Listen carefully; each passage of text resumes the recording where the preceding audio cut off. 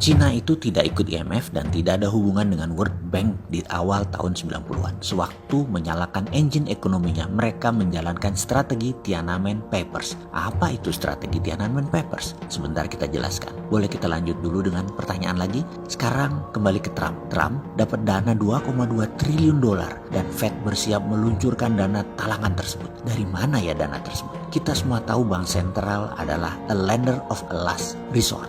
Apa artinya lender of last resort? Dari mana ya bank sentral tadi uangnya? Dari cadangan devisa mereka. Sebentar, ini harus diluruskan mengenai cadangan devisa sebelum kita menjelaskan dua pertanyaan di atas tadi. Cina tidak ikut IMF dan World Bank. Lalu, dari mana Amerika juga mendapatkan 2,2 triliun dolar sebanyak 100 kali APBN Indonesia itu? Apakah dari cadangan devisanya? Kita jelaskan secara singkat, cadangan devisa itu apa sih sebenarnya? Ini adalah dialog kecil saya dengan anak saya nomor 2 yang sedang mengerjakan skripsi S1-nya. Dia memulai, mengapa kalau cadangan devisa Indonesia saat ini 120 billion dolar, kok negara ngutang ya ayah? Ini pertanyaan Fatur kemarin yang saya balik tanya, memang itu duit punya negara atau punya swasta yang dicatat negara? Fatur terdiam. Kalau pemahaman saat ini aku pikir uang negara ayah. Lah kamu yang kuliah ekonomi dan bisnis. Ayah kan lulusan keilmuannya yang sederhana, ilmu tentang orang doang, aplikasi psikologi. Kalau dari sisi ayah bisa mengerti mengapa manusia banyak memahami ilmu sepotong karena dapat informasinya ia sepotong. Setelah itu otaknya berasumsi tentang langkah selanjutnya. Misalnya kata cadangan devisa Indonesia difahami artinya milik negara.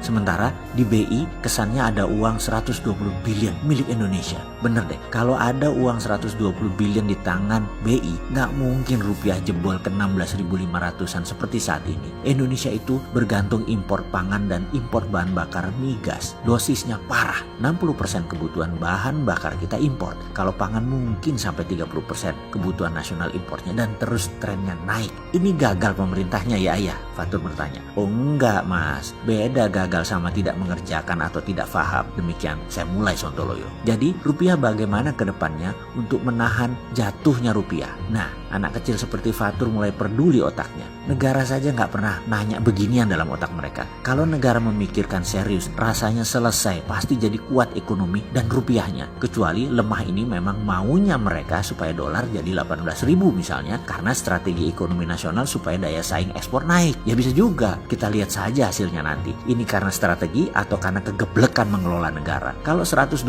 billion cadangan devisa itu milik 100% negara, dari mana uang itu dapatnya?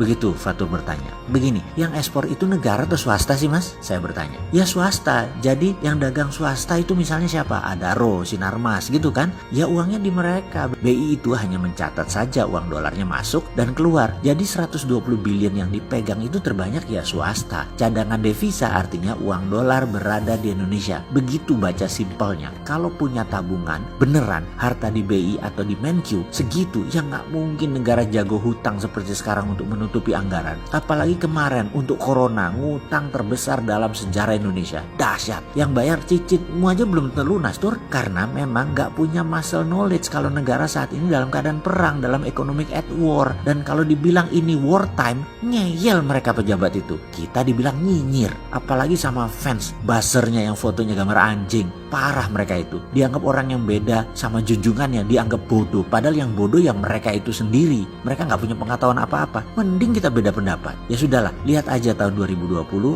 dan 2021 ini. Kapal miring jalannya kapten. Lalu bagaimana membuat rupiah menguat ayah? Demikian Fatur balik bertanya ke awal. Saya jawab, ada cara perlahan, ada cara cepat. Cara perlahan lebih benar dan kuat. Karena bukan cara pemadam kebakaran. Dan cara cepat bukan intervensi pasar seperti buang garam ke laut itu namanya. Pertama kita petakan, kemana dolar keluar setiap harinya. Beli BBM dan beli pangan oleh negara. Beli bahan baku produksi dan import barang dagangan konsumtif itu swasta. Itu dana yang butuh dolar harian yang terbesar. Mungkin 95% lari dolarnya ya ke hal itu. Jadi kita mulai dari BBM. Bagaimana supaya kita tidak impor BBM? Nah, ini kita membangun yang namanya strategi nasional untuk energi. Strategi nasional 10 tahun ke depan. Kalau saat ini lucu, malah disiapkan refinery pemurnian minyak yang dimana pikirannya adalah bahan mentahnya impor. Otaknya impor terus. Hebatnya lagi, gak dibangun-bangun kilang minyak tersebut. Hingga sampai saat ini kita impor BBM jadi, bukan crude. Kebijakan nasional bahwa Pertamina satu-satunya perusahaan yang boleh jual beli minyak itu harus diubah. Semua swasta nasional boleh. Negara memajakin saja. Saat ini Pertamina lembaga yang sangat tidak efisien dibandingkan dengan Petronas yang sumber bahan bakunya 1/10 Indonesia.